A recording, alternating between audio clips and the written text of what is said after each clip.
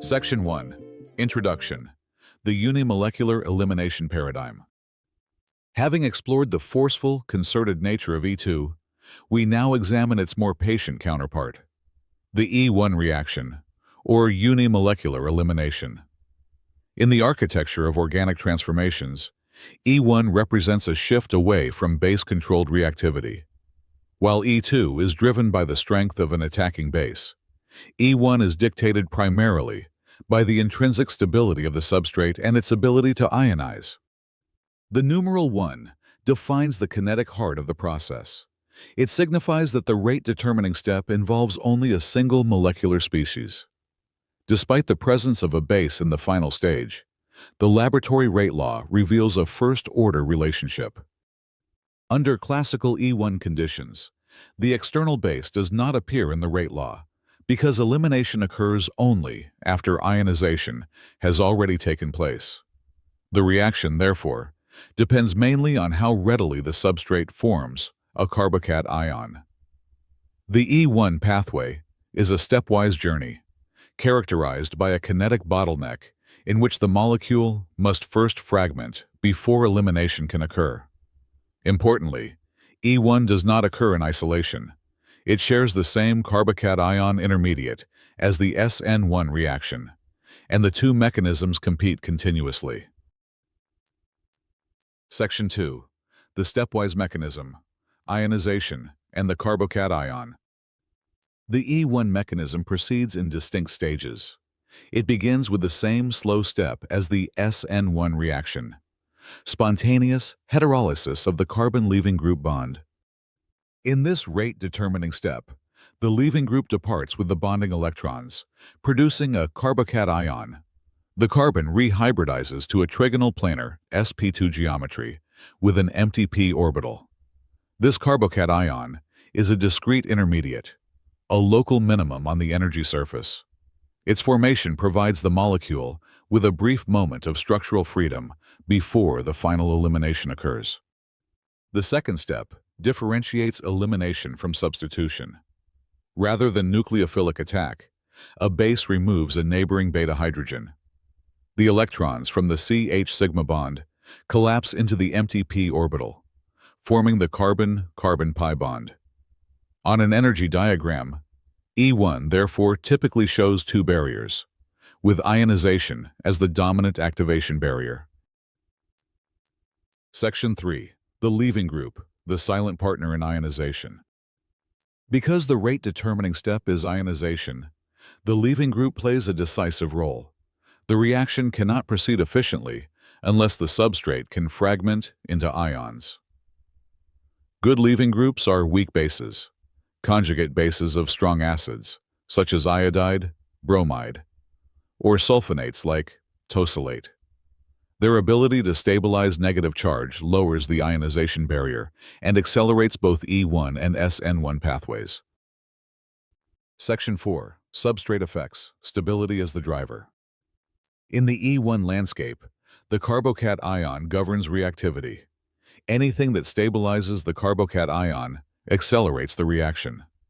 The familiar reactivity order therefore applies. Tertiary substrates are the most reactive, followed by secondary, while primary substrates lag far behind. In fact, methyl substrates are structurally incapable of undergoing E1 because they lack the necessary beta hydrogens for elimination. Primary substrates are similarly excluded, as the formation of a primary carbocation ion is energetically prohibitive. Tertiary and secondary substrates, in contrast, are stabilized by inductive effect and hyperconjugation from the surrounding alkyl groups. The more alkyl groups attach to the positive carbon, the greater the stabilization. As carbocation ion stability increases, the energy of the ionization transition state decreases, making the elimination process significantly faster. Section 5. Regioselectivity, carbocation ion thermodynamics. E1 reactions are often described as following Zaitsev's rule, but the deeper reason lies in the thermodynamics of the reaction path. As seen in the energy diagram, The final alkene distribution reflects the relative stability of the transition states leading to the products.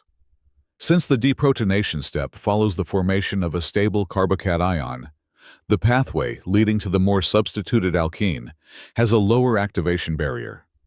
This results in the preferential formation of the most highly substituted, and thus most stable, alkene, known as the Zaitsev product.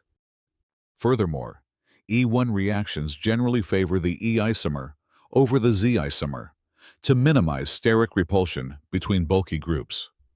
Yet, because the planar carbocation allows for flexible rotation before the final hydrogen is removed, this stereoselectivity is often more modest compared to the rigid geometric requirements of the E2 mechanism. Section 6. Rearrangements. The carbocation's lifespan. Unlike the concerted E2 mechanism, the E1 pathway proceeds through a discrete intermediate. This carbocation exists for a finite period, and that brief lifespan comes with a catch: rearrangements. Because the intermediate has time to stabilize itself before deprotonation, it can undergo 1,2-hydride or 1,2-methyl shifts to attain a more stable state. Once formed, the carbocation can transform into a more stable isomer before the base can even intercept it. As a result, the final double bond often forms at a location far from the original leaving group site, frequently leading to complex mixtures of products. In the E1 landscape, rearrangement is not merely a possibility. It often competes with elimination itself. Section 7. The base and solvent, facilitating ionization. What environment fosters E1?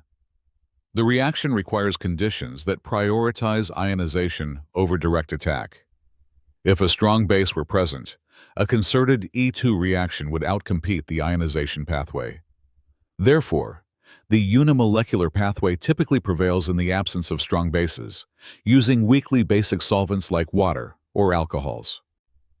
In these systems, polar protic solvents play a dual role.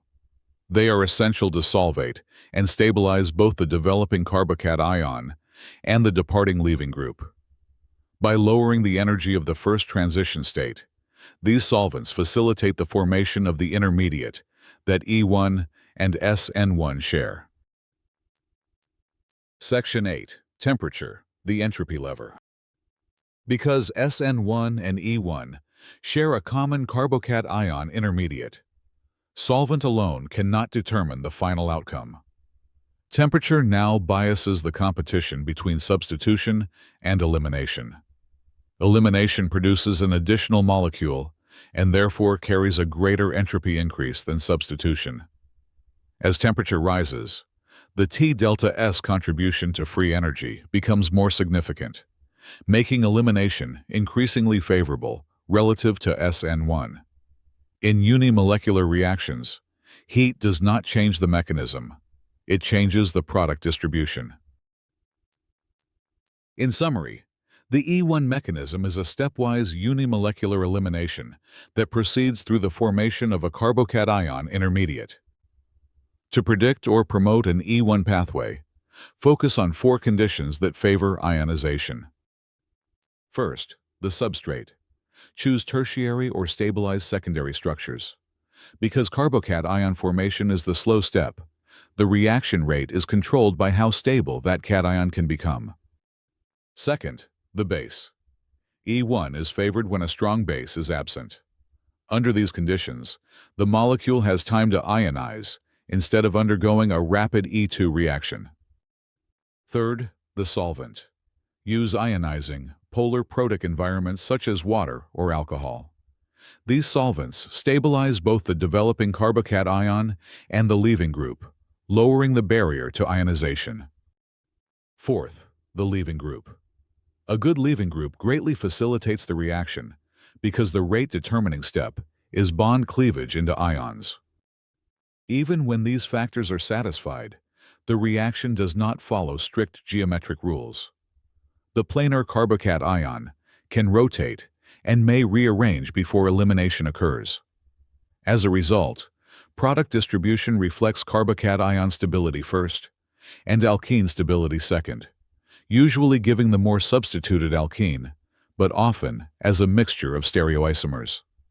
Additionally, temperature influences the competition between pathways. Increasing temperature does not change the mechanism, but it shifts the product distribution toward elimination. This occurs because elimination gains a greater thermodynamic advantage from the positive entropy change. To wrap up, take a moment to re-examine the relative stability of carbocations and the reactivity hierarchy of leaving groups. Mastering these two fundamental trends will help you better understand the overall energy landscape and the outcome of E1 reactions.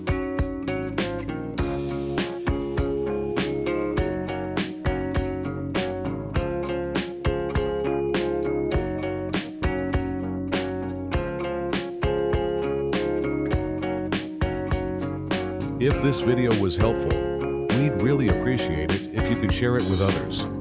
See you in the next reaction.